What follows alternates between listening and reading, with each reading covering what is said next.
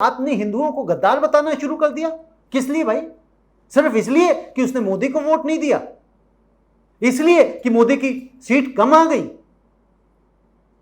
ऐसा नहीं करना चाहिए। अभी एक किसी सज्जन ने एक मैसेज फॉरवर्ड किया कि यदि आप अयोध्या जाएं, प्रभु राम के दर्शन करने जाएं, तो वहां पर आप कोई भी प्रसाद ना खरीदें, पानी ना खरीदें, कुछ खाने पीने की चीजें ना खरीदें, जो भी कुछ है वो यहां से लेके जाएं, अपने घर से पैक करा के लेके जाएं, सरयू में स्नान करें और वापस आ जाएं। क्योंकि यदि आप ऐसा करेंगे तो वहां अयोध्या वासियों का आप भरण पोषण करेंगे, राम विद्रोहियों का, राम विरोधियों का आप भरण पोषण करेंगे, उनको मजबूत बनाएंगे। ये क्या बात हुई? ये क्या बात हुई? हर हर महादेव। हमारे देश के चुनाव के नतीजे आ चुके हैं और तीसरी बार भारतीय जनता पार्टी की सरकार बनने जा रही है और नरेंद्र मोदी ऐसे दूसरे प्रधानमंत्री हैं जवाहरलाल नेहरू के बाद जो तीसरी बार लगातार प्रधानमंत्री पद की शपथ लेंगे।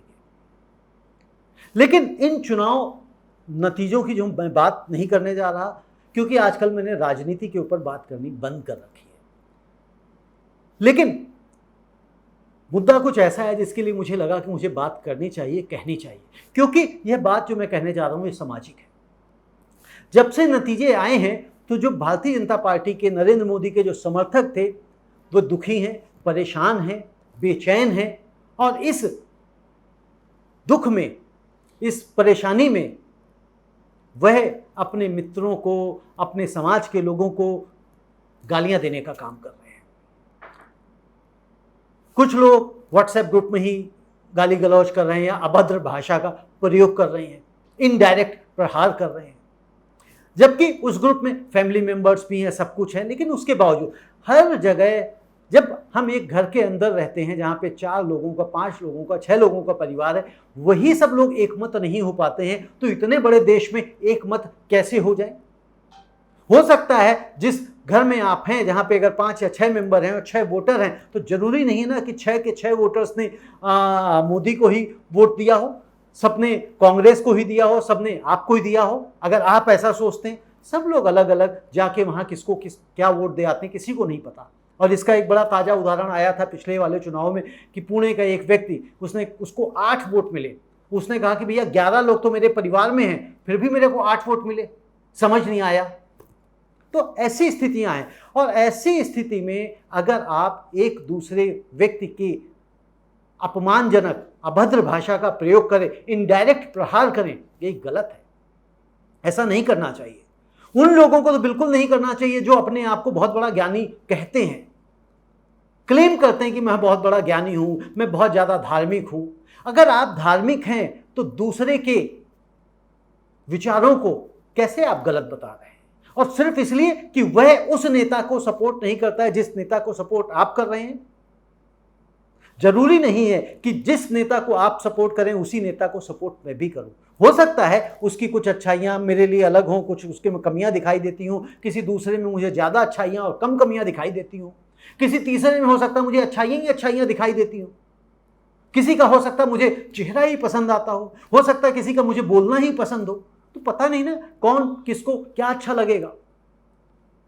आपको दाल चावल नहीं पसंद है, आप दाल चावल नहीं खाते, मैं दाल चावल खाता हूं। अब आप ये कह दें ये क्या बात है, दाल चावल कोई खाने की चीज है? उसमें तो डायबिटीज होती है, शुगर में, उससे चावल में उससे शुगर बढ़ जाती है, आपको नहीं खाना चाहिए। नहीं खाना चाहिए वो एक अलग बात है, लेकिन मैं खाता हूं, मुझे अच्छी लगती है।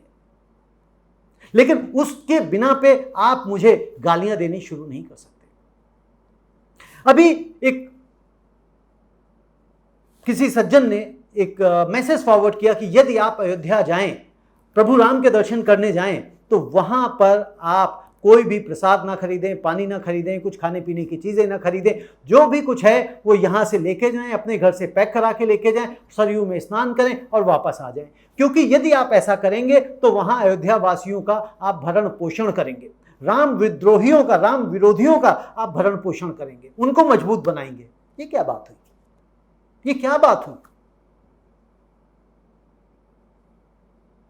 क्या अयोध्या में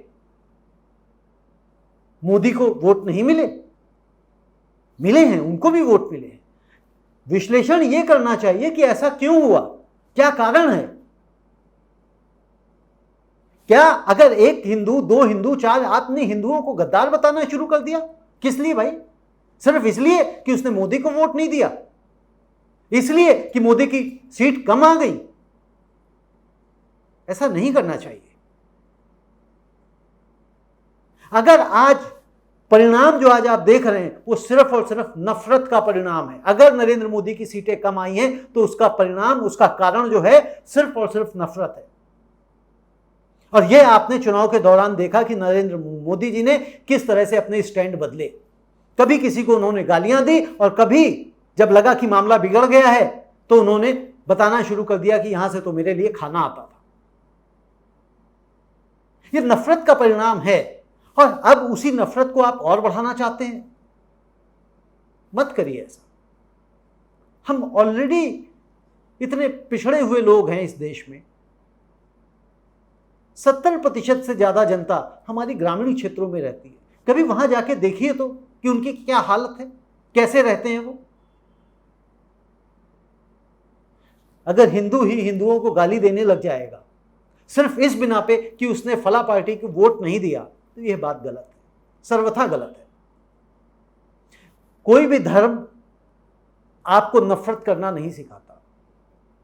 अगर आप नफरत करते हैं तो आप धार्मिक नहीं हैं, हो ही नहीं सकते, चाहे वह धर्म कोई सा भी हो।